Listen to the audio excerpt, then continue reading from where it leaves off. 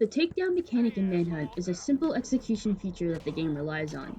In the first game, this is only with melee weapons as a restriction. However, in the second game, the player can utilize different methods of taking out enemies that aren't just melee. However, for this video, I will focus on the first Manhunt game. The first restriction is that the player must pick up weapons to perform an execution. They cannot use their bare hands. Using the same action as performing a takedown on a downed enemy will do nothing besides kick the enemy while he's down.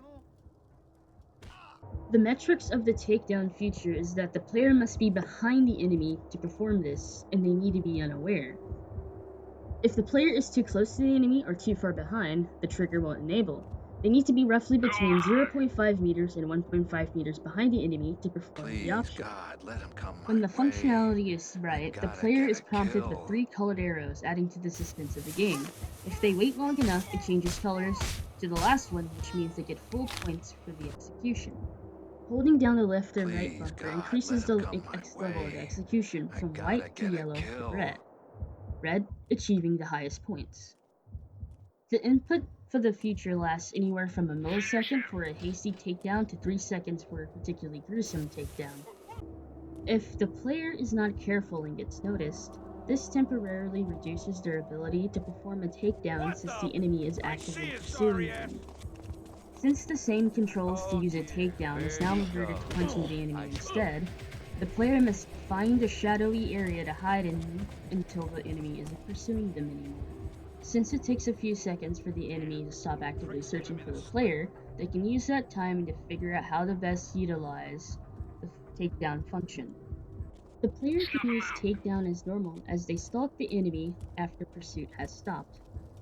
Manhunt allows players to use specific weapons such as glass shards to hit them against the wall using the attack button, which makes a sound that lures them away from groups to take them out one by one, or just to lure an enemy towards the player as the player is waiting in the shadows. Then they can strike as their back is turned. The takedown mechanic is an integral part of the overall game design since it is a stealth-based game centered around dispatching enemies. It builds into the stealth system by allowing for instantaneous killing of enemies who are unaware after their back is turned to the player.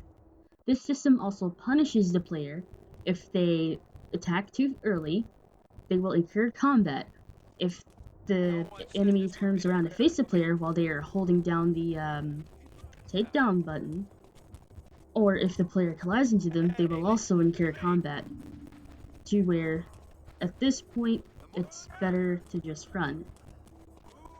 Adeptly using the takedown mechanic rewards the player with an animation and a bonus of not needing to look for health due to not having to brawl enemies to death. Brawling is the least valuable way of dispatching enemies in this game compared to when the player utilizes the takedown mechanic. The takedown feature has a symbiosis with almost every other mechanic in the game.